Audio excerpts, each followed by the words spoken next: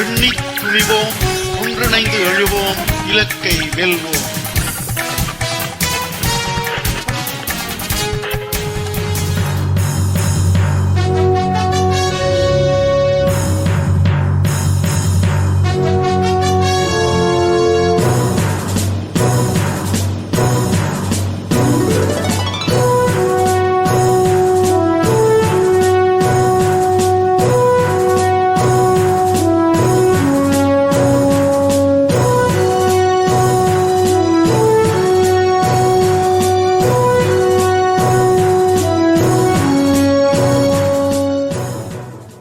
அனைத்துலக உயிரோடை தமிழ் ILC தமிழ் உயிரோடை தமிழில் அன்றர்களே இலக்கின் சிந்தனை வாராந்த இலக்கு இணைய இதழில் பிரசுரிக்கப்படும் ஆசிரியர் தலையங்கம் அதனுடைய விளக்கத்தை உயிரோடை தமிழ் உறவுகளுக்கு எடுத்து வரும் நிகழ்ச்சியாக வாரந்தோறும் இடம்பெறுகின்றது இலக்கின் சிந்தனை. இந்த நிகழ்ச்சியில் எங்களோடு தமிழ் அறிஞர் மூத்த ஆய்வாளர் ஃபட்ஜிமார் மாஸ்டர் அவர்களும் போரியல் ஆய்வாளர் அரசு அவர்களும் இணைந்து விளக்கத்தை தரும் நிகழ்ச்சியாக இந்த நிகழ்ச்சி இடம்பெறுகின்றது.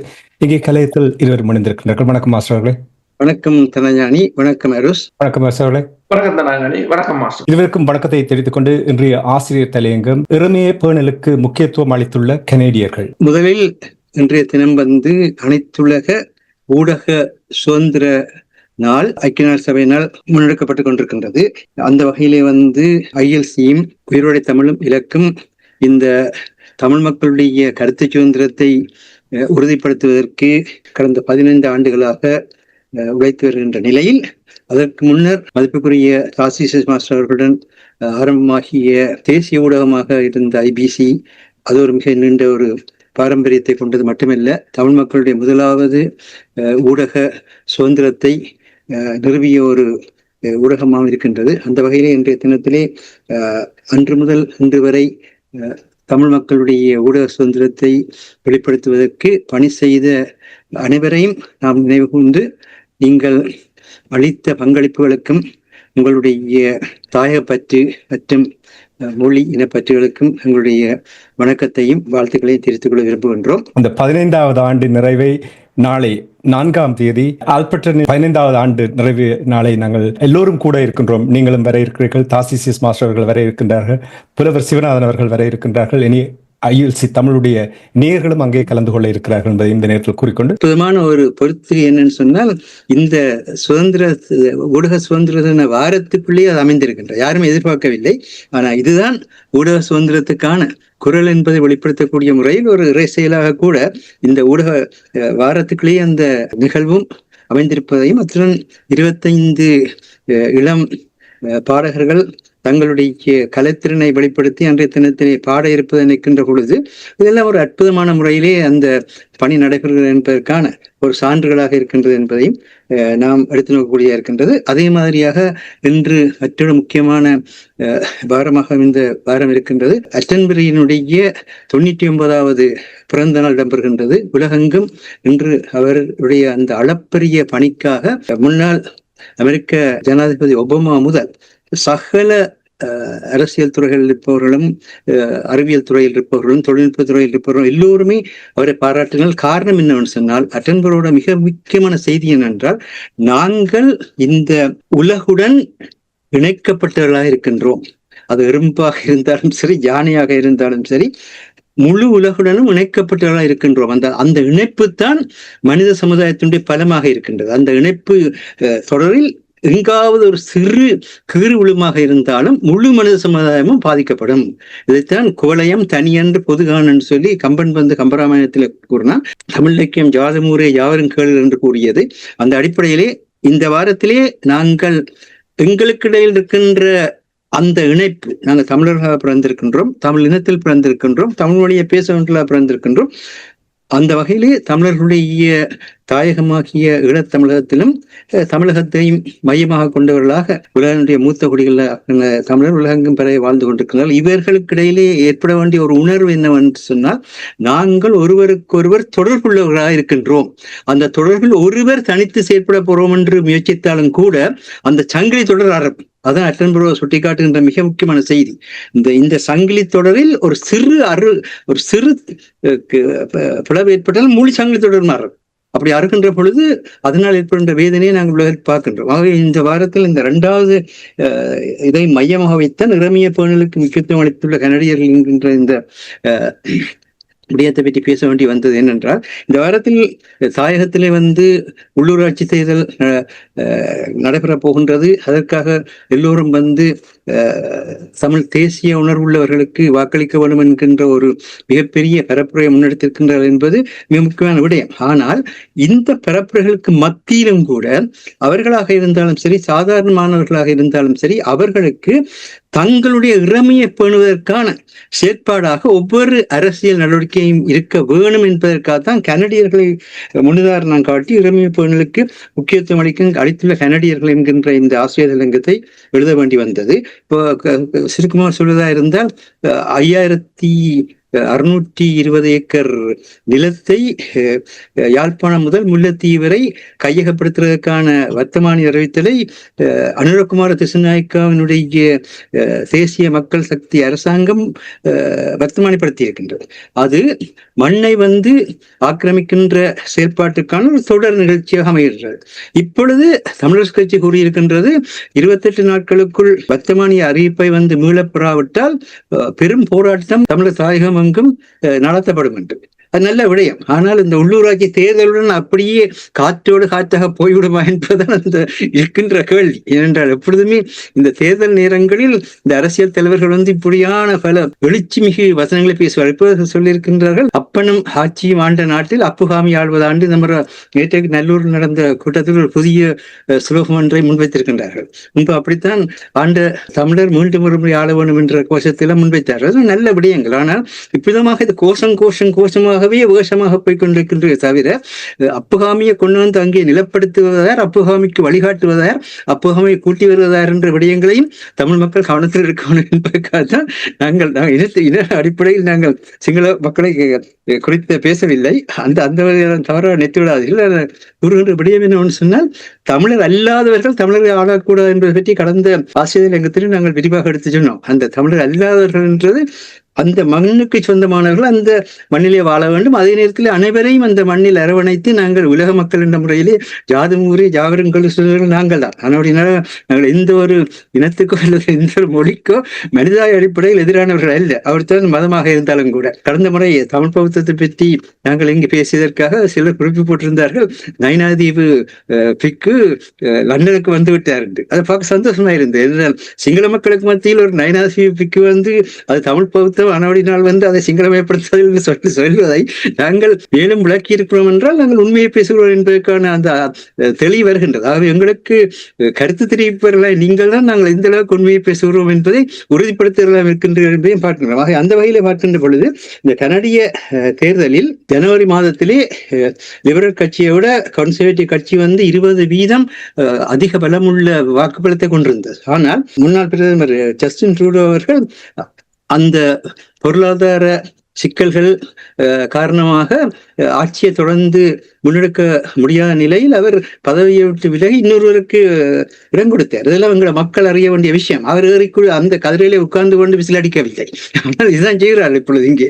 ஆனால் அப்படியெல்லாம் அவர் விலகி இடம் கொடுத்த காரணத்தினால்தான் இன்றைக்கு மார்கானி அந்த புதிய தலைமை ஏற்கக்கூடியதாக இருந்ததும் அந்த பின்னணியிலே ட்ரம்ப் அமெரிக்க ஜனாதிபதி அவர்கள் கனடாவை 51வது மாநிலம் என்று சொல்லி இன்றும் வரை உறுதியாக சொல்லிக் கொண்டிருக்கிறார். அவ்விதமான ஒரு அறிவித்தலை விடுத்த ஒரு சூழ்நிலையில் தங்களுடைய உரிமையை காட்பதற்காக கன்சர்வேட்டிவ் கட்சிக்கு தங்களுடைய பொருளாதார மாற்றத்துக்காக வாக்களிக்க நினைத்தவர்கள் அந்த பொருளாதார மாற்றத்தை கூட கணக்கில் எடுக்காமல் தங்களுடைய கிரமையை பாதுகாக்க வேண்டும் என்று அந்த அடிப்படையிலே கனடியர்கள் எதிர்பாராத விதத்திலே மிக கடுமையான போட்டிக்கு மத்தியிலே மார்கானி அவர்களை திரும்பவும் 4வது முறையாக ஆட்சிக்கு கொண்டு வந்திருப்பதை பார்க்கிறோம்.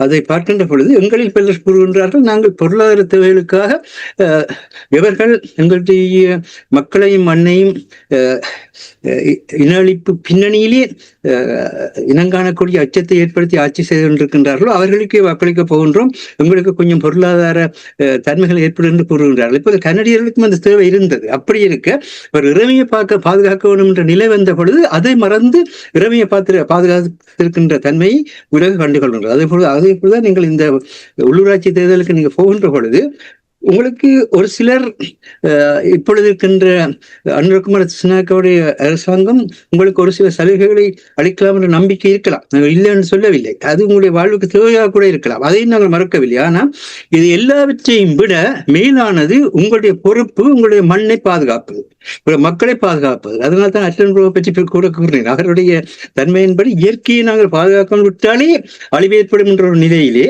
அந்த தொடர்ச்சங்கிலியை நாங்கள் அறக்கக்கூடாது என்று அவர் இவ்வளவு பெரிய ஆய்வுகளை எல்லாம் செய்து விஞ்ஞானத்தையே ஒரு மிகப்பெரிய மாற்றத்தை கொண்டு வந்த பெருமகனாக இருக்கின்ற நேரத்தில் நீங்களும் அதே மாதிரியாக உங்களுடைய மண்ணை பாதுகாக்க வேண்டும்.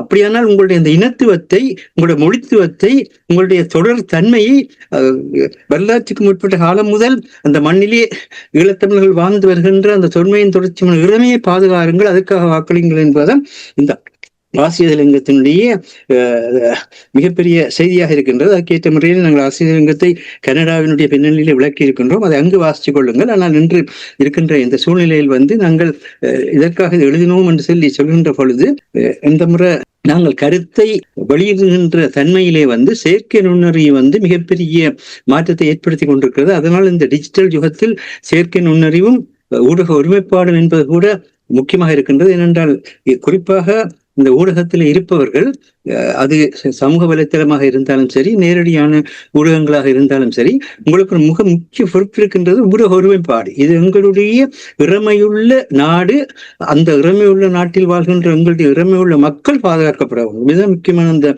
ஊடக ஒருமைப்பாடு, அதனை மையமாக கொண்டு நீங்களும் செயற்பட வேண்டும் என்பதற்காகத்தான் இவற்றையும் கூறினோம்.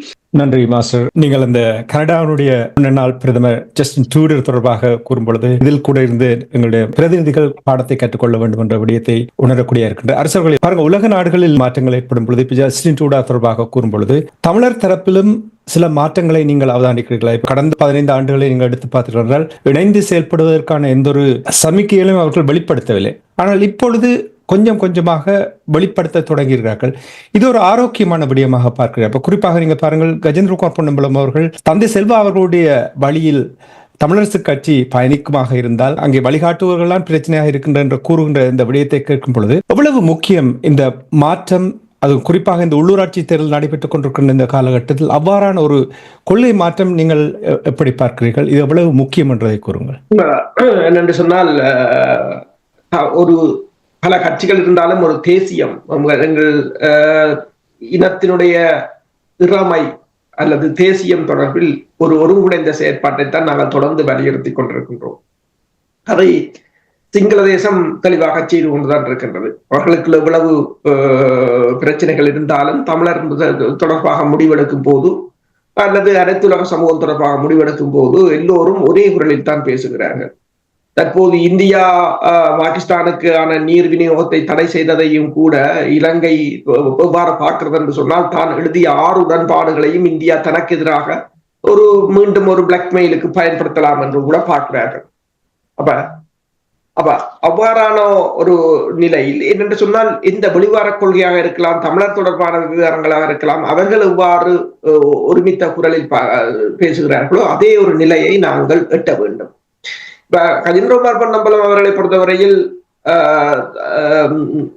அதாவது 2002ஆம் ஆண்டு இவர்கள் ஒருங்கிணைந்த TNA என்று உருவாகிய பின்னர் அதில் இருந்து வெளியேறியதுதான் மிகப்பெரிய தவறு. என்னென்று சொன்னால்,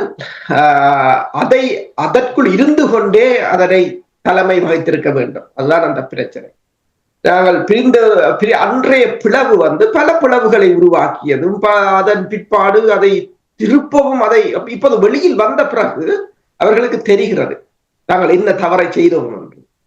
ஆனால் அதை மீண்டும் எவ்வாறு சரி செய்வது என்பது, இப்ப தவறுகள் செய்வது எல்லோருடைய இயல்பு, அது யாரும் எல்லோரும். ஆனால் அதிலிருந்து எவ்வாறு மீண்டெழுவது, அதனை எவ்வாறு சரி செய்வது, அதை எவ்வாறு மீண்டும் நேரான பாதைக்கு கொண்டு போவது என்பதில் தான் அந்த சாணக்கியம் தங்கி இருக்கின்றது.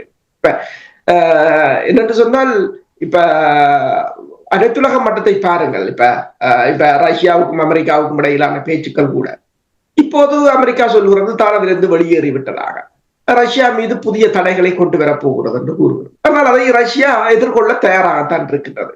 இப்ப அதாவது பேச்சுக்களுக்கு போகும்போதும் அவர்கள் தயாராகத்தான் இருக்கிறார்கள். பேச்சு முறிந்த பிற்பாடு வருகின்ற நிலைமையை எதிர்கொள்வதற்கும் அவர்கள் தயாராகத்தான் இருக்கிறார்கள். அதே ஒரு நிலைமை தான். ஆனால் இப்போது கயந்திரமார் பொன்னம்பலம் அவர்கள் எடுத்திருக்கின்ற முடிவு உண்மையில் நல்ல நல்ல முடிவு. இன்னும் அங்குள்ள தேசிய பற்றாளர்களையும் ஒருங்கிணைத்து இந்த தனது கட்சியை, அதாவது 10 வருடங்களாக ஒரு கட்சியில் இருக்க முடியாது, அது விரித்து வளர வேண்டும். மாஸ்டர் இங்க இருக்கிறார், மாஸ்டர் அடிக்கடி சொல்லுவார், நீங்கள் ஒரு வியாபாரத்தை ஆரம்பித்தால் கூட 3 வருடத்துக்குள் அது ஒரு ப்ராஃபிட்டை தரவில்லை என்று சொன்னால் அவங்க அதை மூடி விடுவாங்க என்று சொன்னால் அதற்கு பிறகு அது ஃபெயிலியர் என்றுதான் அதன் அர்த்தம். அப்ப அதே போலதான் இந்த கட்சியை பொறுத்தவரையிலும் இன்று எங்களுக்குள் உள்ள பிளவுகள் தான் தென்னிலங்கை கட்சி இலகுவாக தமிழர் தாயகத்தில் அத்தனையும் தாங்கள், அதாவது தமிழர் தாயகத்தின் அரசியலையே ஒரு முடிவுக்கு கொண்டு வருகின்ற ஒரு நிலைக்கு அது வந்திருக்கின்றது இன்று. அதுக்கு காரணம் எங்களுக்குள் இருக்கின்ற இந்த பிளவுகளும் விட்டு கொடுக்காத மனத்தன்மையும் நாங்கள் தன்னிச்சையாக எடுக்கின்ற முடிவுகளும் தூர நோக்கற்ற முடிவுகளும் தான் அதற்குரிய காரணமாக இருக்கின்றது. இப்ப உலகம் எங்குமே பல மாற்றங்கள் இடம்பெற்றுக் கொண்டு வருகின்றது. இப்ப பிரித்தானியாவை பாருங்கள், ஆளும் கட்சி தொழிலாளர் கட்சி கிட்டத்தட்ட 1600 உள்ளூராட்சி சபை இடங்களில் 99 தான் கைப்பற்றியிருக்கு. பூச்சியமாக இந்த ரிஃபார்ம் கிட்டத்தட்ட 677 இடங்களை கைப்பற்றியிருக்கின்றன. லேபரும் 100 சொச்ச இடங்களை தான், கன்சர்வேட்டிவும் 100 சொச்ச இடங்களை தான் கைப்பற்றி.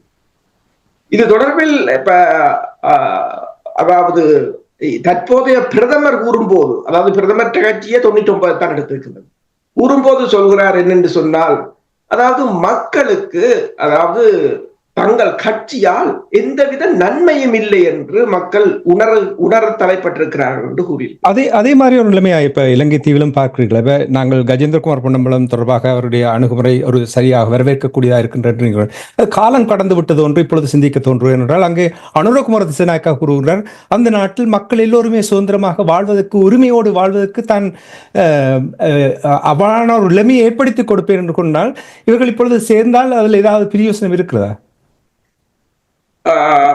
உண்மைதான். நாங்கள் எதிலும் எங்கள் மனதை தளரவிட முடியாது, சேர்ந்து மீண்டும் கட்டியமைக்கலாம். அனுரகுமார திசாநாயக்காவை பொறுத்தவரையிலும் அனுரகுமார திசாநாயக்கா தென்னிலங்கை அரசியல் வாழ்க்கை கூட ஒரு கேள்விக்குறிதான். இப்ப லேபர் கட்சி, அதாவது இங்கே தொழிலாளர் கட்சியை ஏன் மக்கள் தெரிந்தெடுத்தார்கள் என்று சொன்னால், கடந்த வருடம் அவர்களுக்கு வேற தெரிவில்லை என்றுதான் தெரிந்தெடுத்தார்கள். ஆனால் அதுவும் பிழையாகியதால் இப்போது முற்றும் முழுதாக 2 பிரதான கட்சிகளையும் புறக்கணித்து விட்டார்கள். இப்போ நீங்கள் பார்த்தீங்கன்னு சொன்னால், இந்த ஹெமி கன்சர்வேட்டிவ் தலைவர் கூறுகிறார், இது ஒரு பிளட் பாத் என்று சொல்லி தங்களுக்கு ஒரு இரத்த களரி என்ற தொனியில் தான் கருத்தை தெரிவித்திருக்கு. எங்கள் தமிழ் மக்களை பொறுத்தவரையிலும் இப்போது எல்லோரும் கூறலாமா, என்பிபிக்கு பின்னால் பலர் நிற்கிறார்கள், ஆதரிக்கிறார்கள் என்று. ஒரு சிலர் எல்லா இனத்திலும் இருக்கின்றது. ஒரு சிலர் சலுகைகளுக்காகவும் பதவிகளுக்காகவும் பேர்களுக்காகவும் போறவர்கள் இருக்கிறார்கள். ஏனைய மக்களை பொறுத்தவரையில் இந்த கட்சிகளில், தமிழ் கட்சிகளில் நம்பிக்கை இழந்தவர்கள். அதுதான் அந்த பிரச்சனை. அந்த நம்பிக்கையை தக்க வைக்கவும் முடியவில்லை. அதாவது என்று அந்த தமிழ் தேசிய கூட்டமைப்பு உடைந்ததோ அன்றே மெல்ல மெல்ல அந்த தமிழ் மக்களின் நம்பிக்கையும் தகரத் தொடங்கிவிட்டது. அதன் பிற்பாடு இவர்கள் மேற்கொண்ட தனிநபர் தாக்குதல்கள், குழு தாக்குதல்கள், ஒருவருக்கு ஒருவர் மீதான சேறு பூசல்கள் எல்லாம் இந்த பிளவை மெல்ல மெல்ல மெல்ல விரிவடைய செய்து அது எங்கு உச்சம் பெற்றது என்று சொன்னால், இந்த மீண்டும் ஒரு சந்தர்ப்பத்தை இந்த காலம் இவர்களுக்கு வழங்கியது பொது வேட்பாளர் என்று சொல்லி. அதை சிங்கள கட்சிகள் பொது வேட்பாளரை எதிர்த்ததை விட தமிழ் கட்சிகள் எதிர்த்தார்களே, அன்றுதான் முழுக்க உடைந்து வீழ்ந்தது. தமிழ் தேசியம், தமிழ் கட்சிகள் இவர்கள் மீதான ஒட்டுமொத்த நம்பிக்கையும் தகர்ந்தது அன்றுதான். அதற்கு பின்னர் வந்த நாடாளுமன்ற தேர்தல் தெளிவாக எடுத்து காட்டியிருக்கின்றது. நீங்கள் என்ன செய்தீர்கள் அரசு தலைவர் தேர்தலில் என்று. காலம் ஒரு சந்தர்ப்பத்தை வழங்கும், அதை சரியாக பிடித்து கொண்டவன் கரையேறுவார். இல்லை என்று சொன்னால் மூழ்கித்தான் ஆகும். உண்மைதான். இப்ப நீங்கள் கூறிய விடயத்தை நான் அடிக்கடி இங்கே வானொலியில் கூறுவேன். அதாவது கஜேந்திரகுமார் பொன்னம்பலம் அவர்களிடம் நிச்சயமாக தலைமைத்துவத்துக்கான ஆளுமை இருக்கிறது. ஆனால் ஒரு கொள்கை இல்லாமல் இந்த கட்சி இயங்கியது, குறிப்பாக தமிழ் தேசிய கூட்டமைப்பிலிருந்து வெளிவந்தது மகா பிழையாக நான் அப்பொழுது அடிக்கடி கூறுகிறேன். என்றால் உள்ளுக்கு இருந்து கொண்டு இவர்கள் விடுகின்ற பிள்ளைகளை சுட்டிக்காட்டி சரியான வழிக்கு கொண்டு வர வேண்டும். அவர்களோடு இருந்து ஒன்றும் செய்ய முடியாது என்று சொல்லிவிட்டு வெளியில் ஓடி வந்து தப்ப விட முடியாது. உங்களிடம் தலைமைத்துவ பண்புகள் இருக்கின்றது என்றால், நீங்கள் மக்களுக்காக பணிபுரிகிறீர்கள் என்றால் இவற்றையெல்லாம் ஏற்றுத்தான் ஆக வேண்டும். இங்கே பாருங்கள், எத்தனை நீங்கள் இப்பொழுது பிரித்தானியாவில் நடந்த தேர்தல் தொடர்பாக கூறும் பொழுது பிரதிநிதிகளுக்கு முட்டை கூட அடிச்சிருக்கிறார்கள், காலி எறிஞ்சிருக்கிறார்கள். அவற்றையெல்லாம் அவர்கள் எடுத்தவுடன் விட்டு விட்டு ஓடவில்லை. அந்த நீங்கள் கூறுகின்ற விடயத்தை இங்கே அடிக்கடி கூறுவது, அதே போல் இப்பொழுது அவ்வாறான ஒரு மாற்றம் பெறுவதை வரவேற்க வேண்டும் என்று கேட்டு நன்றி அரசுகளை. மாஸ்டர், உங்களிடம் வருகின்றேன். மறுசீரமைக்க வேண்டிய ஒரு நிலைமை ஏற்பட்டிருக்கின்றது. நான் கூறுவது அரசியல் பரப்பில். இந்த அரசியல் பரப்பில் கிட்டத்தட்ட ஒரு 15 ஆண்டுகளுக்கு தொட்டு பார்த்தால் கடந்த 6 மாதத்துக்குள் ஒரு சிறிய மாற்றம் வந்திருப்பதை அவதானிக்கின்றேன். இது எவ்வளவு முக்கியம். இப்ப நாங்கள் அடிக்கடி கூறிக்கொண்டு வந்திருக்கின்றோம், எங்களுக்கு ஒரு திட்டம் இல்லை, எங்களுக்கு ஒரு ஃப்ரேம் ஒர்க் இல்லை, ஒரு மெக்கானிசம் இல்லை என்ற விடயங்களை கூறிக்கொண்டு வரும் பொழுது கஜேந்திரகுமார் பொன்னம்பலம் மீது யாருக்கும் ஐமிச்சம் இல்லை அவர்களுடைய தலைமைத்துவத்துக்கான அந்த பண்புகள். ஆனால் அதை சரியாக நடத்தவில்லை. அந்த கட்சியிடம் ஒரு கொள்கை இல்லாத விடயத்தை தான் நாங்கள் அடிக்கடி கூறிக்கொண்டு வந்திருக்கோம். இப்பொழுது இவ்வாறான மாற்றங்கள் வருவது தமிழ் தேசியத்துக்கு, தமிழ் அரசியல் பரப்பில் எவ்வளவு ஆரோக்கியமான விடயமாக நீங்கள் பார்க்கிறீர்கள்? இது ஆரம்ப புள்ளியாக நீங்கள் பார்க்கிறீர்களா ஒரு மாற்றத்தை கொண்டு வருவதற்கு? மாற்றத்துக்கான அறிகுறிகள் தென்படுவது என்பது ஒரு நல்ல விடயம். ஆனால் என்ன முக்கியம் என்று சொன்னால், இது கதிரையை பாதுகாப்பதற்கான மாற்றத்துக்கான அறிகுறியா, அல்லது மக்களை பாதுகாக்கிறதுக்கான, மண்ணை பாதுகாக்கிறதுக்கான மாற்றத்துக்குரிய அறிகுறியா என்பதுதான் மிக முக்கிய கேள்வியாக இருக்கின்றது. ஏனென்று சொன்னால், என்னை பொறுத்த மட்டில் அமரர் ஜி பொன்னம்பலம் அவர்கள் 50க்கு 50 கேட்ட நேரத்திலேயே எல்லா அரசியல்வாதிகளும் அதற்கேற்ற முறையில செயற்பட்டிருந்தால் இன்றைக்கு ஏற்படுகின்ற பல பிரச்சனைகள் தடுக்கப்பட்டிருக்கலாம். ஆனால் ஒருத்தர் குற்றம் சொல்லுவதும், ஒருவர் விமர்சிப்பதும், தேவையற்ற முறையில் ஊடகத்தில் ஊடகம் என்று சொல்கின்ற பொழுது அப்பொழுது இருந்தது பத்திரிகை தான், ஊடகத்தில் ஒருவர் அடித்துக் கொள்வதுமான செயற்பாட்டுக்கூடாக அமரர் ஜி பொன்னம்பலம் அவர்களுடைய சட்டத்துக்கூடாக மக்களுக்கான பாதுகாப்பான அமைதியை வளர்ச்சியை பெறலாம் என்ற முறைமை தோற்கடிக்கப்பட்டது. அதை செய்தவர் தந்தை செல்வநாயகம் அவர்கள் தான். தந்தை செல்வநாயகம் அந்த இடத்திலே வரலாற்று தவறு செய்தார் என்பது வெளிப்படையான உண்மை. அதன் பின்பு அவர் தமிழரசு என்கின்ற பின்னணியிலே இந்த தமிழர்களுக்கான ஒரு தேசிய கட்சியை தொடங்கிய பொழுது எதற்காக சிங்களத்திலே பெடரல் பக்ஷ என்றும் ஆங்கிலத்திலே பெடரல் பார்ட்டி என்றும் பெயர் வைத்தீர்கள்? அங்கே நீங்கள் தமிழரசு பெயர் வைத்திருந்தால் சிக்கல் வந்திருக்காது. என்னன்னு சொன்னால், நீங்கள் தமிழில் ஒன்று பேசுகின்றீர்கள், கொழும்பில் வேறொன்று பேசுகின்றீர்கள் என்ற ஒரு சூழ்நிலை தோற்றுவிக்கப்பட்டது. அது இன்றும் நடைபெற்றுக் கொண்டிருக்கின்றது. எங்களுடைய மண்ணிலே ஒன்று பேசுவார்கள், அங்கு போய் கொழும்பிலே வேறொன்று பேசுவார்கள். இவ்விதமாக பேசுகின்ற அந்த உண்மையற்ற ஒரு அரசியல் நிலைமை காணப்பட்டதன் காரணமாகத்தான் அவர்கள் ரகசியமாக நாட்டை பிரிப்பதற்காக இவர்கள் முயற்சிக்கின்றார்கள் என்ற ஒரு பலத்தை பெற்றுக்கொண்டார்கள். பொய்யான வதந்தி, அந்த வதந்தியை பெற்றுக்கொண்டார்கள். அது காரணமாக இருந்தது இந்த உண்மை பேசாத நிலை. அன்றே தமிழரசு தான் எங்களுடைய நிலை என்று நாங்கள் சிங்களத்திலும் ஆங்கிலத்திலும் கூறியிருந்தோமா இருந்தால் அன்று உலகமே ஏற்றுக்கொண்டிருக்கும். அப்படியான சூழ்நிலை இருந்தது. ஏன்னு சொன்னால், நீங்கள் இருக்கின்ற மேலாதிக்க சக்திகளோடு கூடி குழாவி உறவாடவும் விரும்புகின்றீர்கள்.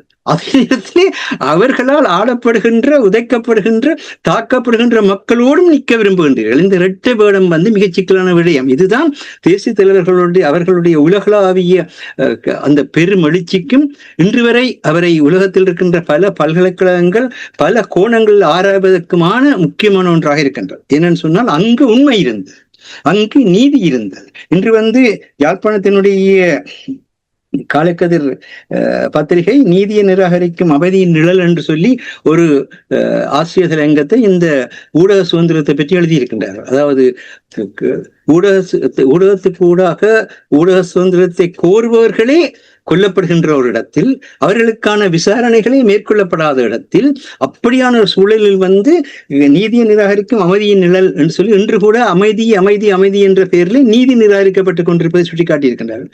இந்த இடத்தில் முக்கியமான விடயம் என்றால், அரசாங்கம் மட்டும் அதை செய்யவில்லை, தமிழ் மக்களுக்கும் கூட உண்மையை பேசுகின்றவர்களை, நேர்மையாக நடக்குகின்றவர்களை, உள்ளதை உள்ளபடி சொல்கின்றவர்களை தாக்குகின்ற, தடை செய்கின்ற அந்த மக்களிடையிலிருந்து நீக்குவதற்கான முயற்சிகள் அன்றும் இன்றும் என்றும் தொடர்ந்து கொண்டே இருக்கின்றது. இதுதான் இங்க இருக்கின்ற பிரச்சனை. இவ்விதமாக நாங்களே எங்களுடைய கருத்து சுதந்திரத்தை, எங்களுடைய வெளிப்படையான செயற்பாடுகளை நாங்களே மூடி மறைப்போமாக இருந்தால் பிறர் அதை பல கோணங்களில் விமர்சிப்பார்கள். இப்பொழுது பிரிவினை என்பது ஒரு பொழுதுமே வந்திருக்காது. இது எங்களுடைய மண் சொந்தம் என்று சொல்லி இன்று உங்களுடைய 6ஆம் திருத்தம் இருக்கத்தக்கதாகத்தானே நீங்கள் 5620 ஏக்கர் நிலத்தையும் எங்களுடைய நிலம் என்று சொல்கின்றீர்கள். இப்பொழுதும் 6ஆம் திருத்தம் இருக்கிறதான். இப்பொழுது உங்களுடைய தேவை வருகின்ற பொழுது அந்த 6ஆம் திருத்தம் எங்க போனது? ஆனால் மக்கள் சார்பாக இது எங்களுடைய மண் என்று சொல்வதற்கு அது 6ஆம் திருத்தம் இருக்கிறது, இங்கு செய்ய முடியாது என்று என்ன போலியான கருத்துக்களை முன்வைக்கிறீர்கள்? உங்களுக்கு தேவை வருகின்ற பொழுது 6ஆம் திருத்தம் எங்கேயோ ஓடி விடுகின்றது. சரியா? மக்களுக்கான உண்மையை சொல்கின்ற பொழுது அது உங்களுக்கு முன்னால் இருந்து உங்களுக்கான ஒரு கவசமாக மாறுகிறது. இதுதான் இருக்கின்ற பிரச்சனையான விடயம். இந்த விடயத்தில் தான் இன்றைக்கு நீங்க பார்த்தீர்களா இருந்தால் கனடாவுடைய பிரதமர் அவர்கள் கூறியிருக்கின்றார்கள், அமெரிக்க அரசு அதிபர் டொனால்ட் ட்ரம்ப் கனடியர்களான எங்களை உடைக்க முயல்கின்றார்கள், அமெரிக்காவின் உடையதாக மாற்ற முயல்கின்றால் அதனை ஒரு பொழுதும் அனுமதிக்க மாட்டோம். இந்த உறுதி உங்களுக்கு இருக்கிறதா? உங்களுடைய மக்களை அவர்கள் உடைக்க முயல்கின்றார்கள், உங்களுடைய மண்ணை அவர்கள் தங்களுடைய மாற்ற முயல்கின்றார்கள், எங்களுடைய மக்களை நீங்கள் உடைக்கின்றீர்கள், எங்களுடைய மண்ணை நீங்கள் கவர முயல்கின்றீர்கள், விடமாட்டோம் என்று எல்லாரும் ஒற்றுமையா சொல்கின்றீர்களா, பேசுகின்றீர்களா? ஏன் இன்னொரு நாட்டை சேர்ந்தவர்கள், இன்னொரு அரசாங்கத்தை சேர்ந்தவர்கள் வர வேண்டும் என்று சொல்லி நீங்கள் உங்களுடைய பிரச்சனையை தீர்க்க வர வேண்டும் என்று கூறுகின்றீர்கள்? உங்களுடைய மக்கள் மேல் உங்களுக்கு நம்பிக்கை இல்லையா? உங்களுடைய மண்ணின் மேல் உங்களுக்கு நம்பிக்கை இல்லையா? இறுதியாக உங்கள் மேலே உங்களுக்கு நம்பிக்கை இல்லையா? உங்கள் மேலே உங்களுக்கு நம்பிக்கை இல்லாத நீங்கள் என்ன மாதிரியாக விடுதலையை பற்றி முன்னெடுக்க போகின்றீர்கள், பேச போகின்றீர்கள்? தேசிய தலைவர் அவர்கள் தன் மேல் நம்பிக்கை கொண்டவராக இருந்தார், தன் மக்கள் மேல் நம்பிக்கை கொண்டவராக இருந்தார், தன் மண்ணின் மேல் நம்பிக்கை கொண்டவராக இருந்தார். அதனால் தான் உலகளாவிய நிலையிலே இன்று எல்லா நாடுகளுமே எங்களுடைய மக்களை பற்றி பேசுகின்ற தன்மையாக மட்டுமில்லை, உலகளாவிய நிலையிலே தமிழர்கள் பறந்து வாழ்கின்ற ஒரு நிலையை கூட அடைந்திருக்கின்றார்கள் என்பதை தேசிய தலைவர்கள் அந்த உறுதிதான் உங்களுக்கான அரசியல் புகலிடத்தை பெற்று தந்தது என்பதையும் புலத்திலே வாழ்ந்து கொண்டிருப்பவர்கள் மறந்து விடாதீர்கள். நீங்கள் அன்று அந்த தேசிய தலைவர்கள் அந்த உறுதியுடன் நின்றிருக்காவிட்டால் உங்களுக்கு இங்கு அரசியல் புகலிடம் கிடைப்பதற்கான எந்த ஒரு சட்ட ரீதியான தன்மையும் இருந்திருக்காது. நீங்கள் எல்லாருமே அந்த ஒரு மாபெரும் ஒரு சக்தியினுடைய அந்த உறுதியின் உறைவிடமாக அவருடைய பின்னணியிலே பல்லாயிரக்கணக்கான மக்கள், லட்சக்கணக்கான மக்கள் என்று கூட சொல்லலாம். அந்த நிலையிலே அவர்கள் தங்களுடைய உயிரையும் கொடுத்து நின்றதன் காரணமாக நீங்கள் புலத்திலே வாழ்ந்து கொண்டிருக்கின்றீர்கள். அந்த மக்களுடைய உயிர் போட்ட பிச்சையில் வாழ்ந்து கொண்டிருக்கிறீர்கள். இதுதான் தாசிசு மாஸ்டர்கள் அந்த ஐபிசி தேசிய ஊடகமாக தொடங்கிய பொழுது எடுத்த காரியம் ஜாவிலும் வெற்றி என்று சொன்னார். அந்த எடுத்த காரியம் தலைவனால் தொடங்கப்பட்டது. அந்த எடுத்த காரியம் எங்கும் வெற்றி பெறும் என்கின்ற உறுதியை தந்தார். படுத்து மாய்ப்பது தெய்வதமேனும் அதை தடுத்து நின்று தடுக்கின்ற சக்தி உள்ளவர்களாக இருப்போம் என்று கூட கூறினார்கள். என்னன்னு சொன்ன அந்த உறுதி, உங்களுடைய உறுதி எங்கே போனது? அதே நேரத்தில் நீங்கள் பார்த்தீர்களா இருந்தால் ஈழநாடு பத்திரிகை அங்கு தாயகத்திலிருந்து எழுதியிருக்கிறது, புலம்பெயர் லொபிக்கு என்ன நடந்தது? ஆசிரியர் தலையங்கம், நேற்றையான ஆசிரியர் தலையங்கம், புலம்பெயர் லொபிக்கு என்ன நடந்தது என்று சொன்னால், புலம்பெயர் சமுதாயம் தமிழ் மக்களுக்கான, ஈழத்தமிழ் மக்களுக்கான ஒரு பலமான பொருளாதார பலமாக இருக்கும். புலம்பெயர் சமுதாயம் ஈழத்தமிழ் மக்களுக்கான ஒரு பலம் பொருந்திய அரசியல் சக்தியாக இருக்கும் என்ற ஒரு நிலை 2009ஆம் ஆண்டு இந்த இன அழிப்பு நடந்த பொழுது இருந்தது. இந்த தேசிய தலைவர் அவர்களே அதைத்தான் கூறினார். அதாவது இது ஆயுதங்கள் மௌனிக்கின்றன என்று கூறிய பொழுது அதனை ஜனநாயக ரீதி கூடாக தொடர வேண்டும் என்கின்ற அந்த தன்மையும் கூறினார். போராட்டம் முடிந்துவிட்டதாக கூறவில்லை. அந்த முறைமை அணுகுமுறையில் ஆயுதங்கள் மௌனிக்க வேண்டிய ஒரு சூழ்நிலை ஏற்படுகின்ற பொழுது தொடர்ந்து போராட்டம் அதற்குரிய வடிவத்தில் செல்ல வேண்டும் என்று கூறுகின்ற பொழுது அதை புலம்பெயர் தமிழர்களுடைய கையில் தான் ஒப்படைத்தார். புலம்பெயர் தமிழர் முன்னெடுக்க, ஏன்னா அந்த புலம்பெயர் தமிழர்களிடத்தில் தான் அந்த பொருளாதார சக்தியும் அரசியல் சக்தியும் அறிவியல் சக்தியும் தொழில்நுட்ப சக்தியும் வர்த்தக சக்தியும் இருக்கின்றது. அந்த புலம்பெயர் தமிழர்கள் தான் உலகெங்கும் இருக்கின்ற மக்களை இணைக்க வேண்டிய தன்மையாக இருக்கின்றது. அதனால் தான் உறவு பாலம் என்று சொல்லி நாங்கள் ஊடக சேவை முன்னெடுத்தினோம். அது உறவு பாலமாக இருந்தே தவிர அது உறவு பாலமாக அங்கிருக்கின்ற மக்களை ஒன்று திருத்தந்தை பிரான்சிஸ் அவர்கள் கூறிய வசனம் என்ன, எப்பொழுதுமே பாலம் அமைத்துக் கொள்ளுங்கள், சுவர்களை கட்டாதீர்கள் கூறினார். ஆனால் உறவு பாலம் அமைத்த இந்த தேசிய ஊடகத்துக்கு இன்று உயிரோடை தமிழ் என்ற பெயரிலும் இலக்கு என்கின்ற பெயரிலும் அது பரிணாமடைந்திருக்கின்ற நிலையிலே அதற்கு பாலம் அமைக்கின்றீர்களா அல்லது தடை சுவர்களை கட்டிக்கொண்டு போகின்றீர்களா? திருத்தந்தை கூறியதை உங்களுடைய கால் போடுங்கள். தயவு செய்து மனித சமுதாயம் ஒருவருக்கொருவர் உறவு பாலம் வைக்கிறதுக்காக தான் நாங்கள் தோற்றம் பெற்றிருக்கிறோமே தவிர தாங்கள் தலைச்சுவர்களை கட்டுவதற்காக தோற்றம் பெறவில்லை. தலைச்சுவர்களை கட்டிவிட்டு தலையை அதில் அடித்து மோதவில்லை என்று அங்கு ஜெருசலேமிலே ஒரு சுவரை கட்டிய காரணத்தினால்தான் முஸ்லிம்கள் ஒரு பக்கத்திலே தலையை அடித்துக் கொண்டு நிற்கிறார்கள், இஸ்ரேல்கள் ஒரு பக்கத்திலே தலையை அடித்துக் கொண்டு நிற்கிறார்கள் கடவுளுக்காக என்று மண்ணிலே ரத்த ஆறு ஓடிக்கொண்டிருக்கின்றது. அந்த தலைச்சுவரானது காரணமாக இருக்கின்றது. அது மதத்தின் பெயரால் தான் செய்யப்பட்டது. அந்த தலைச்சுவரை உடைப்பதற்காக தான் ஜேசனார் தோன்றினார் என்பதெல்லாம் வரலாறு. இது எதுக்காக கூறுகின்றோம் என்றால் எப்பொழுதுமே ஊடகத்தினுடைய தன்மை உறவு பாலமே தவிர தடைகளை உருவாக்குவதில்லை. எந்த ஒரு மனிதனுடைய ஆற்றலையும், எந்த ஒரு மனிதனுடைய திறனையும், எந்த ஒரு மனித சுதந்திரத்தையும், எந்த ஒரு மனிதனுடைய மண்ணையும், எந்த மனிதனுடைய வாழ்வையும் பாதுகாப்பதுதான் ஊடகமாக இருக்க வேண்டும் என்பதுதான் இன்றைய தினத்திலே நாங்கள் சொல்கின்ற அந்த செய்தியாக இருக்கின்றது. அதைத்தான் நான் உங்களுடைய கேள்விக்கான பதிலாக முன்வைக்க விரும்புகின்றேன். நன்றி மாஸ்டர். நீங்கள் கூறிய விடயங்களை கேட்கும் பொழுது 97ஆம் ஆண்டுக்கு என்னை எடுத்து சென்றது. அப்பொழுது டாசிசஸ் மாஸ்டரோடு நானும் இந்த ஊடகத்தை ஆரம்பிப்பதில் நானும் ஒருவராக பயணித்தேன். அப்பொழுதுதான் புரிந்து கொண்டேன் எங்களுடைய மக்களுக்கு இந்த ஊடகம் எவ்வளவு முக்கியம் என்பதை. ஏனென்றால் போர் நடந்த காலத்தில் புலம்பெயர்ந்து வந்தவர்களுக்கு தாயகத்தில் என்ன நடக்கின்ற செய்தியை அறிந்து கொள்ளாது. அப்பொழுதெல்லாம் இந்த வானொலியில் தான் தங்கியிருந்தார்கள். அதே போல் இப்பொழுது இருக்கின்ற காலகட்டத்தை நீங்கள் ஒப்பிட்டு பார்க்கும் பொழுது அல் ஜசீரா எவ்வாறு பணிபுரிகின்ற என்ற விடயத்தை உணரக்கூடிய, அப்பொழுது எங்களுடைய மக்கள் உணர்ந்த விடயங்களை நான் மக்களோடு நேரடியாக தொலைபேசிகளில் உரையாடும் பொழுது, வானொலியில் இருந்து உரையாடும் பொழுது அவர்களுடைய அந்த ஏக்கம் தவிப்பு எவ்வாறு இருந்தது என்பதை நான் உணர்ந்தேன். ஆனால் அந்த ஏக்கம் தவிப்பு, அது மக்கள் எங்கள் மண் நாங்கள் பாதுகாக்க வேண்டும் என்பது இன்னும் புலம்பெயர்ந்து வாழுகின்ற நாடுகளிடம் இருக்கின்றவர்கள் நிறைய பேருக்கு அந்த உணர்வோடு இருக்கிறார்கள். நீங்கள் கூறியது சரி. அந்த உறவுப்பாலம் போனப்பட வேணும். உறவுப்பாலத்தை உடைக்கிறோம். நாங்கள் என்ற உணர்வு இல்லாட்டி தேசியம் பெறாது. நாங்கள் என்ற உணர்வு இல்லாத தாயை பற்றி வராது. நாங்கள் அதனை அந்த தன்னுடைய இன்னுரிய ஈர்த்த அந்த மாவீர தீபங்கள் ஒரு ஒளியை மாத்திரம் ஊட்டின நான் சாகலாம், நீங்கள் சாகலாம், நாங்கள் சாகக்கூடாது. இந்த நாங்கள் என்ற அந்த உணர்வை நீங்கள் யாரெல்லாம் இல்லாமல் பண்றீர்களோ அது சிங்களவர்களுக்கு நாங்கள் செய்கின்ற இன்னொரு பக்கத்துணையாகத்தான் இருக்கும் என்பதை மறந்து விடாதீர்கள் என்பதுதான் நான் இந்த தேர்தல் நேரத்தில் சொல்ல வேண்டிய செய்தியாக இருக்கின்றேன். நன்றி மாஸ்டர். அந்த தேர்தல் செய்தியை நீங்கள் கூறும்பொழுது அரசவர்களை உங்களிடம் வருகின்றேன். இப்போ ஏற்கனவே நாங்கள் பேசியிருக்கிறோம், இலங்கை தீவில் அரசியல் மாற்றம் ஏற்பட்டிருக்கின்றது. அனுர குமார திசாநாயக்க ஒரு புதிய ஒரு பிம்பத்தை உருவாக்குவதற்கான நிறைய முயற்சியை எடுத்துக்கொண்டிருக்கிறார்கள். எங்களுடைய தமிழ் பிரதிநிதிகளுக்கு, தாயகத்தில் இருப்பவர்களுக்கு, எங்களுடைய மக்கள் தெளிவாக இருக்கிறார்கள். அவர்கள் ஒரு வழிகாட்டலுக்காக பார்த்து கொண்டிருக்கிறார்கள். ஓரிரு நாட்களில் பிரச்சாரத்தை முடிவுக்கு கொண்டு வர வேண்டும். உள்ளூராட்சி சபை தேர்தல் நூலிலையில் இருப்பது போல் தெரிகின்றது. தமிழ் மக்களுடைய இருப்பு, தமிழ் மக்களுடைய மண் இறமை இவை எல்லாமே கேள்விக்குறியாகிவிடும் என்று பலர் சிந்திக்கிறார்கள். எங்களுடைய உறவுகளுக்கு நீங்கள் கூறுங்கள், எவ்வாறு இந்த நிலைமையை கையாள வேண்டும்?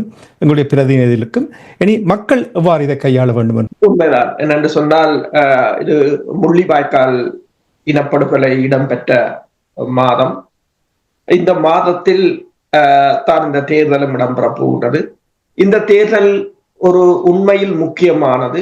ஒரு இனத்தின், ஒரு மக்களின் அரசியல் மாற்றத்தை நாடி பிடித்து பார்க்கிறது.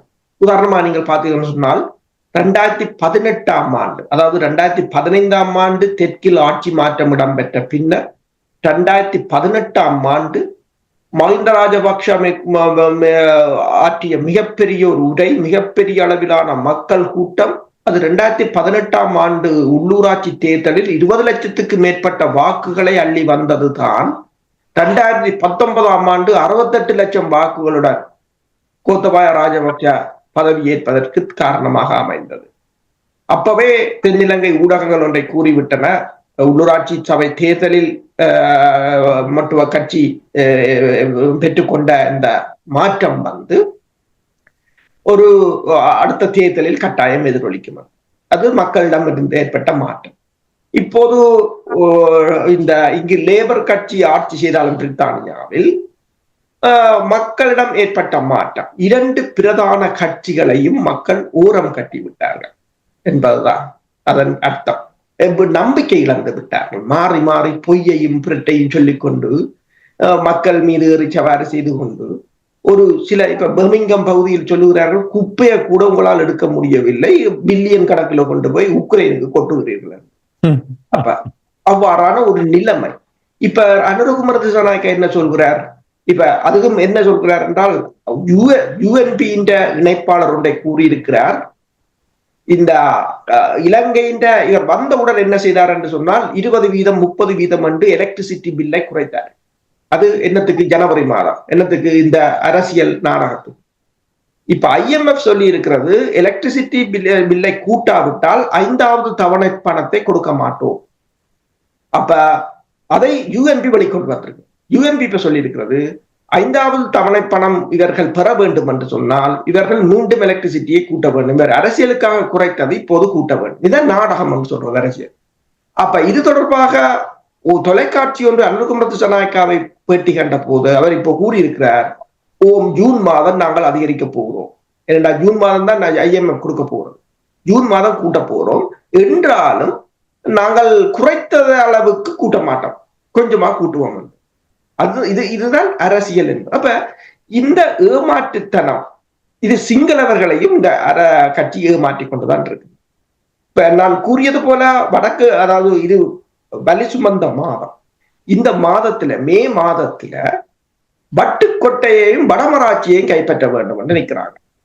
இரண்டும் ஒரு சென்சிட்டிவான வட்டுக்கோட்டை தீர்மானத்தை அழித்து விட்டோம் என்பதற்கு தென்னிலங்கையில் பிரச்சாரமாக இருக்கு.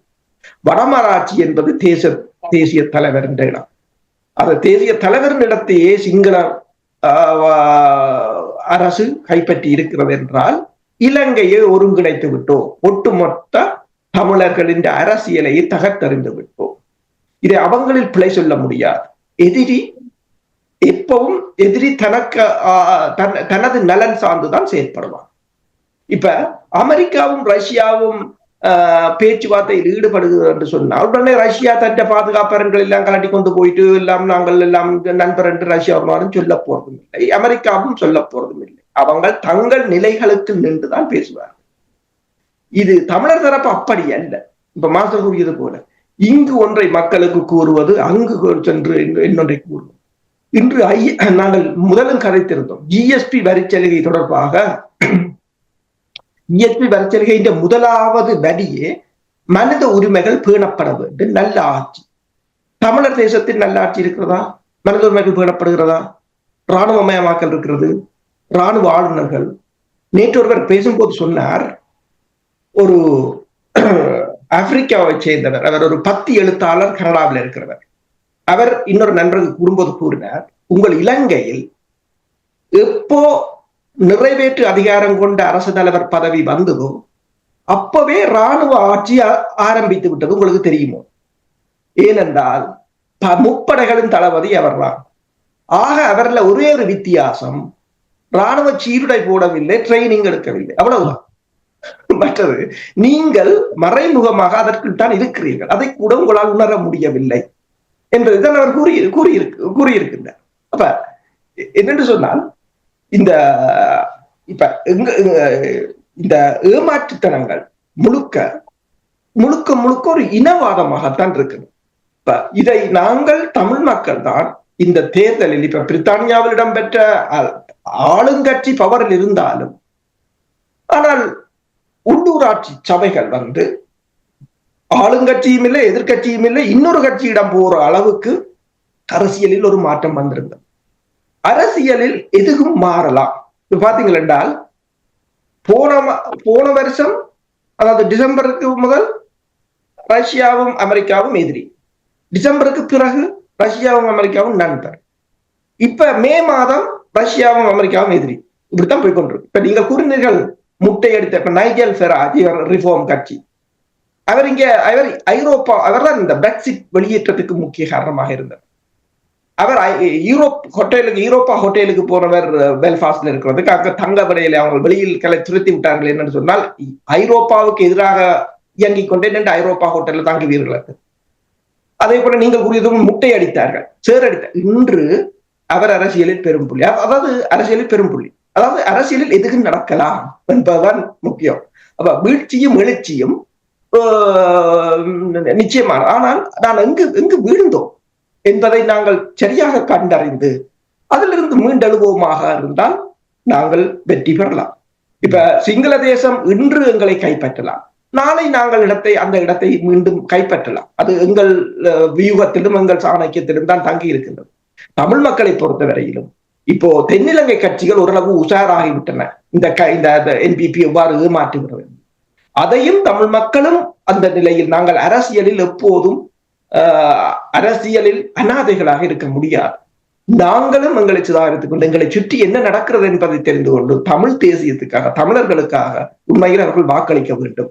இதில் அதன் பிற்பாடு தமிழர்களுக்கு இடையில் உள்ள பிரச்சனைகளை நாங்கள் தீர்த்துக் கொள்வோம். இப்போதைக்கு நாங்கள் சிங்கள தேசத்திலிருந்து விலத்தி இருக்க வேண்டும் என்பதுதான் எங்கள் பணிவான கோரிக்கை. ஓம், உண்மையாக நீங்கள் கூறுவது உலகத்தில் ஒன்றுமே நிரந்தரம் இல்லை என்பதை சமீப காலங்களில் நடந்த ராஜபக்ஷாக்கள் கோட்டையை அமைத்திருந்தார்கள், அவர்களை உடைக்கவே முடியாது என்று இருந்தார்கள். பாருங்கள் எவ்வாறு கொண்டு வந்து விட்டிருக்கிறார்கள் என்ற விடயங்களை. அதே போல் தான் அனுரகுமார் திசாநாயக்கா எவ்வளவு விடயத்தை கூறினாலும் எப்பொழுது உணர்ந்து கொள்ளுகிறார்களோ அந்த இலங்கை தீவில் தமிழினம் இறமையோடு தங்களுடைய மண் மக்கள் அவ்வாறு வாழ்ந்தார்கள் என்றதை எப்பொழுது ஏற்றுக்கொண்டு அதற்கேற்றவாறு ஒரு சரியான அரசியல் தீர்வோடு வரவில்லை என்றால் அந்த தீவில் ஒரு காலமும் ஒரு சுவீட்சமான நிலை இருக்காது என்பதை பலர் சுட்டிக்காட்டியிருக்கிறார்கள். நன்றி அரசுகளை. மாஸ்டர், உங்களிடம் வருகின்றேன். அரசர்கள் நிறைய விடயங்களை அரசியல் பரப்பில் இருக்கின்ற நிறைய விடயங்களை சுட்டிக்காட்டும் பொழுது ஒரு விடயம் உடனடியாக எனக்கு தோன்றியது. தமிழ் அரசியல் பரப்பில் இருக்கின்ற அரசியல்வாதிகளுக்கும் நாங்கள் மக்களை குறை சொல்ல முடியாது. மக்களை குறை சொல்வதற்கு அவர்களுக்கு அரசியல் அறிவூட்டுவது இவர்களுடைய பொறுப்பும். என்னவென்று சொன்னால் தமிழ் அரசியல் பரப்பில் இருக்கின்ற அரசியல்வாதிகள் அவர்களுக்கு பொறுப்பு இருக்கிறது தூய்மையோடு தாயகத்தில் பயணிப்பது, இழந்தவையை மீண்டும் பெற்றெடுப்பதற்கு தங்களுடைய சுய நலன்களை ஒரு பக்கத்தில் தள்ளிவிட்டு தூய்மையாக செயல்பட வேண்டும் என்று நீங்கள் நம்புகிறீர்களா? அந்த பொறுப்பு அவர்களுக்கு தேவையா? இது முந்தி ஆனந்தவிடன்ல மணியன் நாவலுக்கு தலைப்பட்டார், சாத்தான் வேதம் ஓதுகிறது என்று. அது மாதிரி இப்பொழுது நீங்கள் என்னிடத்துல சாத்தான் வேதம் ஓதுகிறதா என்ற ஒரு கேள்வியை போட்டிருக்கிறீர்கள். சரியா? ஏனென்றால் இந்த அரசியல் தலைவர்கள் எல்லாமே சாத்தானாக நின்றவைகள் என்பது எல்லோருக்கும் தெரிந்த விடயம். அடிக்கடி சாத்தான் வேதம் ஓதுகிறதா என்ற ஒரு கேள்வி வருவது வழக்கம். ஆனா சாத்தான் வேதம் ஓது இந்த சாத்தான் என்ன பெயிண்டல் என்ன, என்னுடைய எண்ணத்தை இன்னொருவருடைய மனதில் திணிப்பது, அந்த பின்னணியிலே அவரை செயற்பட வைப்பதற்கு பிறகு பேயில சாத்தான் என்பது விஞ்ஞான ரீதியாக அதான் விளக்கம். உங்களை இன்னொருவருடைய சிந்தனை ஆட்டி படைச்சு உங்களுடைய சுய சிந்தனையில நீங்கள் செயல்பட முடியாமல் நிலையில இருந்திருந்தால் நீங்கள் சைக்காலஜிக்கல் பிரச்சனையில இருப்பீங்க. அதுதான் சாத்தான் என்று சொல்றதும் பேய் என்று சொல்றது. இன்றைய அரசியல் தலைவர்கள் எல்லாம் மக்களுக்கு இதைத்தான் செய்கிறார்கள். தங்களுடைய எண்ணத்தை கொண்டு மக்களுக்கு மேல திணிச்சு மக்களை சுதந்திரமாக செயற்பட விடாமல் மக்கள் தங்களுக்கான ஒரு அடிவரடிகளாக தங்களுக்கான ஒரு பின்பற்றுவர்களாக இருக்க வேண்டும் என்கின்ற ஒரு சிந்தனையிலே முயற்சிக்கிறார்கள். இதுதான் இருக்கிற சிக்கன விடயம். இந்த விடயத்தில் தான் இப்பொழுது பார்த்தீர்களா இருந்தால் கஜேந்திரகுமார் பொன்னம்பலம் அவர்கள் மிக அழகாக சொல்லியிருக்கின்றார், தமிழரசு கட்சி சரியான முறையில் செயற்படுமாக இருந்தால் நாங்கள் இணைந்து செயல்பட தயார் என்று. தமிழரசு கட்சி எப்பொழுது சரியான முறையில் செயற்பட்டது? அந்த வரலாற்றினர் சொல்லி இருந்தால் மிக மகிழ்ச்சியா இருக்கும். எப்பொழுது செயற்பட்டது? 1975ஆம் ஆண்டு காங்கிரஸ் துறை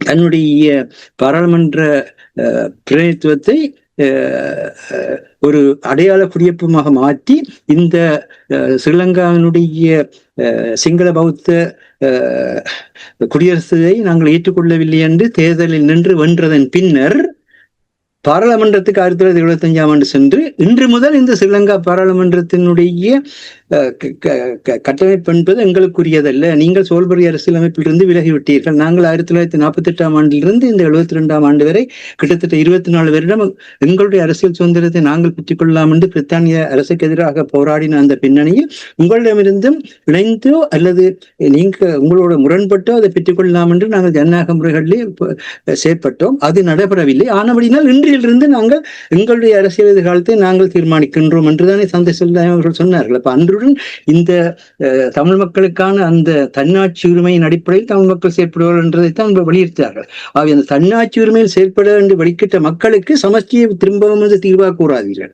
சமஷ்டி ஒரு அரசாங்கம் தன்னுடைய அதிகாரத்தை நியாயமான முறையில் மற்ற மக்களையும் அந்த அரசினுடைய சமத்துவமான குடிகளாக சட்டத்தின் முன் எல்லோரும் சமம் என்ற அடிப்படையில் ஏற்றுக்கொண்டு அந்த வகையிலே செயற்படுகின்ற பொழுதுதான் அது தனியாட்சியா கூட்டாட்சியா அல்லது எந்த விதமான ஆட்சி அமைக்கின்ற பற்றி வரலாம். இங்கிருக்கின்ற பிரச்சனை நாங்கள் எங்களுடைய மண்ணை, எங்களுடைய மக்களை, எங்களுடைய நிலத்தை நாங்கள் அடையாளம் காட்டிவிட்டோம். அந்த மண்ணிலே அந்த நிலத்திலே நாங்கள் வாழ்ந்து கொண்டிருக்கிறோம்.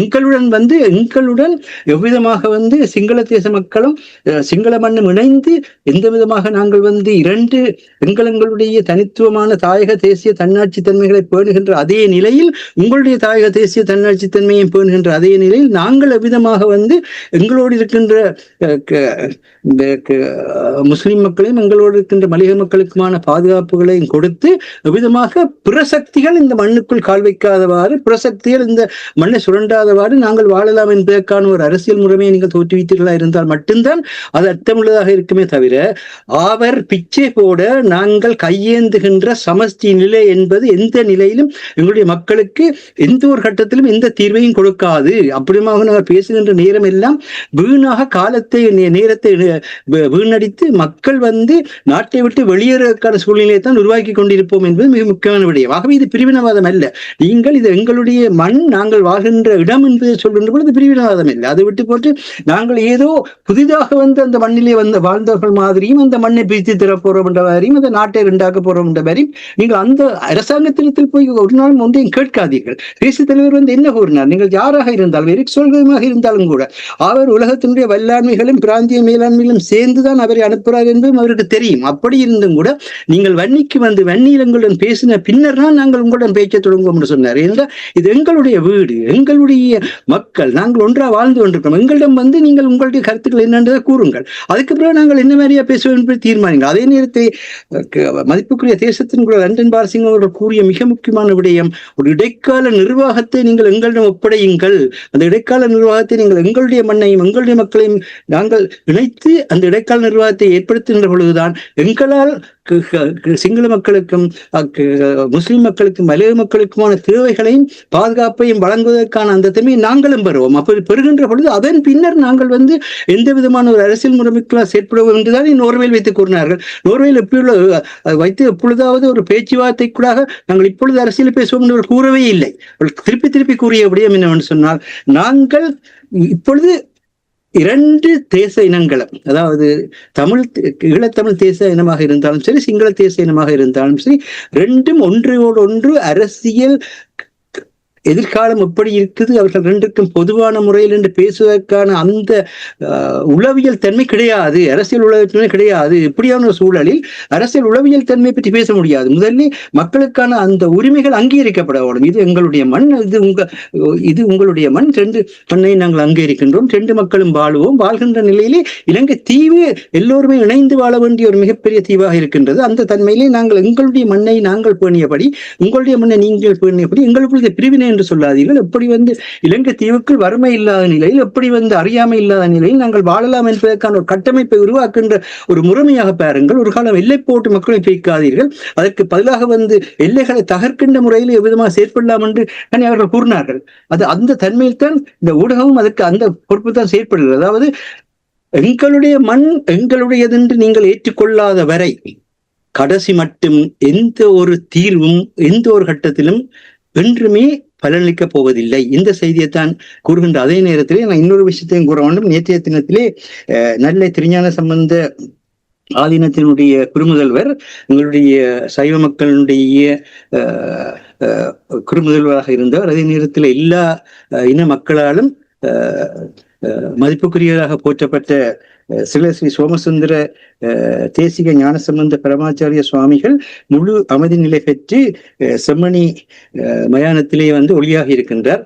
அவர் எவ்விதமாக ஒரு ஒளி நிலையில் எவ்விதமாக சமயங்கள் மக்களுடைய உள்ளங்களை இணைப்பதற்கும் அந்த உள்ளங்களுடைய பின்னணியிலே மனிதனில் இறைவனை காண்பதற்கும் ஏற்ற மாதிரியாக வாழ வேண்டும் என்று கூறினாரோ அதே போல நாங்களும் எங்களுடைய ஒவ்வொருவருடைய சமயங்களையும் ஒவ்வொருவருடைய இறை நம்பிக்கைகளையும் நாங்கள் எங்களுடன் அகத்திலே வைத்துக் கொண்டு புறத்திலே அவற்றை கொண்டு வந்து அரசியலையோ அல்லது பொருளாதாரத்தையோ குழப்பி அடிக்காமல் அந்த அரசியல் பொருளாதாரத்திலே நாங்கள் மக்கள் என்ற முறையில் எல்லா மக்களும் தங்களுடைய அறியாமையையும் வறுமையையும் விட்டு நீங்குவதற்கான முறையிலே செயல்படுவதற்கு அவருடைய அந்த பணித்தளத்தை நாங்கள் ஒரு முன்மாதிரியாக கொண்டு திருத்தந்தி அவர்கள் ஏதாவது சொன்னால்தான் எங்களுடைய மக்களுக்கு தெரிகிறது. ஆனால் எங்களுடைய மக்கள் ஏதாவது சொன்னால் அதை ஏற்றுக்கொள்ள மாட்டார்கள். அவர்கள் சொன்னால்தான் அது பெரிது.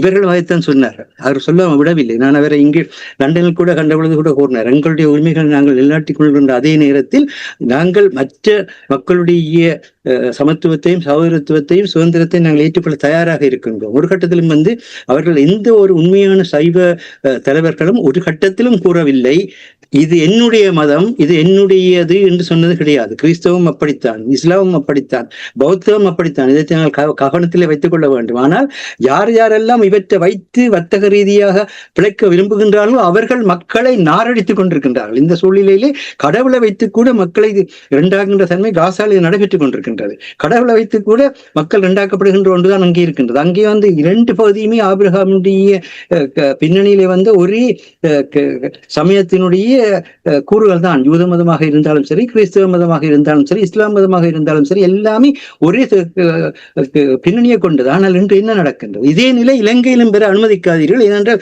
திட்டமிட்ட முறையில் இப்பொழுது மத கலவரங்களை தூண்டி என்ற மொழி ரீதியாக மக்கள் உறுதியாக இருக்கின்ற நிலையிலே மத உணர்வை கிளறிவிட்டு அந்த மத உணர்வுகளாக இப்பொழுது இலங்கையில் அமைதியின்மை ஏற்படுத்த முயல்கின்ற சூழ்நிலையில் இந்த நேரத்திலே இன்றைக்கு வியட்நாமுக்கு செல்கின்றார். விசாக் தினத்திலே ஐக்கிய சபை அந்த வெசாக் தினத்தை கொண்டாடுகின்ற பொழுது அங்கு பௌத்தம் எப்படி இந்த செயற்கை நுண்ணறிவு காலத்தில் ஒரு அமைதியை ஒரு ஒழுங்குமுறையை வெளிப்படுத்துவதற்கு வழிகாட்டுகின்ற பேசுவதற்கு அனுரகுமார திசுநாயக்கா அவர்கள் செல்கின்றார்கள். அதை அவர் சமய ரீதியாக செல்கின்ற பொழுது அது அவருடைய சமய கடமையாக கூட இருக்கின்றது. ஆனால் அதே தன்மையை இலங்கையிலும் அவ்விதமாக பௌத்தம் அதே மாதிரி அமைதியையும் அதே மாதிரி நல்வாழ்வையும் முன்னெடுக்கின்ற ரீதியாக நீங்கள் பார்ப்பீர்களாயிருந்தால் பௌத்தத்தை கொண்டு அரசியலமைப்பு சாசனத்தில் முன்னுரிமைப்படுத்துவதை முதலில் நீக்குங்கள்.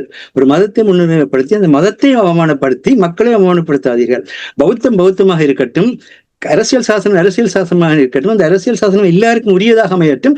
அந்த பின்னணியில செயற்படுகள் என்று அனுரகுமார திசுநாயக்காவுக்கு எந்த ஒரு அரசியல்வாதியால் கூற முடிகின்றது? இதுதான் உங்களுடைய அரசியல்வாதிகளுடைய பிழை, தவறு. இன்றைக்கு வெசாக் உலகங்கள் கொண்டாடப்படுகின்ற மிகப்பெரிய ஒரு தன்மை கொண்டதாக மாறப்பட்டிருக்கிறது. ஆனால் இதுவரை திருக்குறளாக இருந்தாலும் சரி, தைப்பொங்கலாக இருந்தாலும் சரி, ஐக்கிய நாடு சபையினால் ஏற்றுக்கொள்ளப்பட்ட ஒன்று அல்ல. அந்தந்த இடத்திலே தமிழ் மக்களுடைய வாக்கு பின்னணியிலே அவைகள் பேசப்படுகின்றதை தவிர ஐக்கிய நாடு சபையினால் ஏற்றுக்கொள்ளப்பட்ட ஒன்று அல்ல. அது மாத்திரமே எங்களுடைய மண்ணை எடுத்தீர்களாக இருந்தால் பேராசிரியர் கைலாசபதி அவர்கள் ஒரு இடதுசாரி சிந்தனையிலே மிக ஆழமான பற்றுள்ளவராகவும் இடதுசாரி சிந்தனைகள் கூடாக மக்களின் வறுமையும் அறியாமையும் நீக்கப்பட வேண்டும் என்கின்ற நம்பிக்கை கொண்டவராக இருந்தாலும் கூட எங்களுக்கான ஒரு அடையாளம் தேவை என்பதற்காகத்தான் ஆர்வ நாவலரை தமிழ் தேசியத்தினுடைய தந்தை என்கின்ற ஒரு பெயரை, தமிழ் தேசியத்தின் அல்ல தமிழ் இலக்கியத்தினுடைய தந்தை என்கின்ற பெயரை அந்த ஈழத்தமிழ் இலக்கியத்தினுடைய தந்தை அவர்தான் என்று கூறினார். எதற்காக அப்படி கூறினார் என்ற எங்களுக்கான ஒரு அடையாளம் பண்ணி நாங்கள் திருவள்ளுவருக்கும் போய் அடங்க முடியாது, நாங்கள்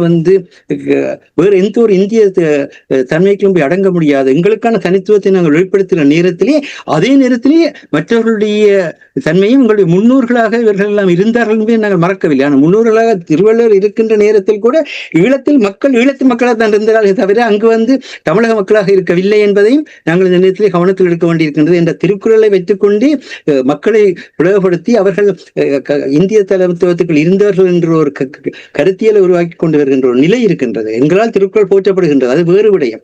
ஆனால் இலங்கையும் இந்தியாவும் ஒரே நிலப்பரப்பாக இருந்து கடலால் பிரிக்கப்பட்டது என்பது எல்லாருக்கும் தெரிந்த விடயம். ஆனால் கடலால் பிரிக்கப்பட்ட இலங்கை தீவு உருவானதற்கு பின்னர் நாங்கள் என்றுமே எங்களுக்கான தனித்துவத்தில் இருக்கின்றோம் என்பதை இந்த தேர்தலில் வெளிப்படுத்தி தயவு செய்து தமிழர் அல்லாத ஒருவருக்கு நீங்கள் வாக்களிக்காதீர்கள் ஆட்சி கொண்டு வருவதற்கு. இதுதான் சொல்றோம். இது இனவாதம் அல்ல. எதுக்காக சொல்றோம்? எங்களுடைய வரலாற்றை, எங்களுடைய இறமையின் தொன்மையின் தொடர்ச்சியும் பேணுவதற்கான ஒரு வேண்டுகோளாகவே முன்வைக்க விரும்புகின்றோம். சிறப்பு. அந்த வேண்டுகோளோடு நாங்கள் இன்றைய நிகழ்ச்சியை நிறைவு கொண்டு வரப்போகின்றோம். நிறைவு கொண்டு வருவதற்கு முன்னதாக இந்த ஊடக சுதந்திர நாள் என்று இந்த நாளில் நாளை உயிரோடை தமிழுக்கு 15வது ஆண்டு நிறைவு. இந்த உயிரோடை தமிழ் எவ்வாறு ஆரம்பித்தது என்றால் அன்பர்களுக்கு நாங்கள் இங்கே கூறுவது பொருத்தமாக இருக்கும் என்று நம்புகின்றேன். 2009ஆம் ஆண்டு அந்த இனக்கருவறுப்பு நடைபெற்ற பின்பு கடைசி கட்டத்தில் ஐபிசி வானொலி தாசிசியஸ் மாஸ்டரால் உருவாக்கப்பட்டது. நானும் அப்பொழுது அந்த வானொலியில் தலைவராக இருந்தேன். அதற்கு பின்னர் கைமாறியது. 2009ஆம் ஆண்டு அந்த இனக்கருவறுப்பு நடந்த அந்த கட்டத்தில் அப்படியே பொத்தண்டு கைவிட்டு விட்டார்கள். தொழில்நுட்ப வழங்கிய நிறுவனம் என்னோடு தொடர்பு கொண்டிருந்தார்கள். இருந்தால் நான் தான் ஆரம்பத்தில் அவர்களோடு பணிபுரிந்திருந்தேன். இவ்வளவு காலம் நடத்திய வானொலியை ஏன் இப்படி விட்டு போகிறீர்கள் என்று சொல்லி அப்பொழுதுதான் புரிந்து கொண்டேன் இதனுடைய முக்கியத்துவத்தை. மாஸ்டர் கூறியது 97ஆம் ஆண்டு கூறிய அந்த ஊடகத்தினுடைய பலம் என்ன என்பதை புரிந்ததன் ஒரு விளைவாகத்தான் ILC உயிரோடை தமிழ் உருவம் பெற்றது. நாளை இதுவரை காலமும் 15 ஆண்டுகளாக பயணித்த அனைத்து ஊடகத்துக்கு பங்களித்தவர்கள், நிகழ்ச்சி பங்காளராக இருக்கட்டும், அனுசரணையாளர்களாக இருக்கட்டும், இனி ஆதரவு வழங்கியவர்கள் எல்லோரும் சங்கமிக்கும் ஒரு நிகழ்வாக நாளை 4ஆம் தேதி ஆல்பர்டன் கம்யூனிட்டி ஹாலில் நடைபெற இருக்கின்றது. அங்கே எல்லோரும், இங்கே அரசு அவர்களும் கூட இணைந்து கொள்வார். நீங்கள் இணைந்து இவர்களோடு நாளை அங்கே உரையாடும் பொழுது இந்த ஊடக ஏன் முக்கியம் என்பதை வெளிப்படுத்தும் சந்தர்ப்பமாக நான் இதை பார்க்கிறேன். எனவே அனைவரும் இணைந்து அந்த நிகழ்ச்சியில் பங்கெடுக்க வேண்டும் என்று கேட்டுக்கொண்டு ஒரே ஒரு விடயத்தை கூற விரும்புகின்றேன். இப்பொழுது அரசு கூறினார், இங்கு ரிஃபார்ம் கட்சி மிகப்பெரிய அரசியல் பலத்தை பெற்றிருக்கிறது என்றால் அதுக்கு காரணம் என்னென்றால் இன்று உலகெங்கும் ஒவ்வொரு அந்த நாட்டினுடைய மக்களுக்கும் அந்த நாடு தங்களுடையது, தங்களுடைய பண்பாடு பேணப்பட வேண்டும் என்ற உணர்வு ஏற்பட்டிருக்கின்றது. அதுதான் கனடாவிலும் அதைத்தான் பார்க்கின்றோம், இங்கேயும் அதைத்தான் பார்க்கின்றோம்.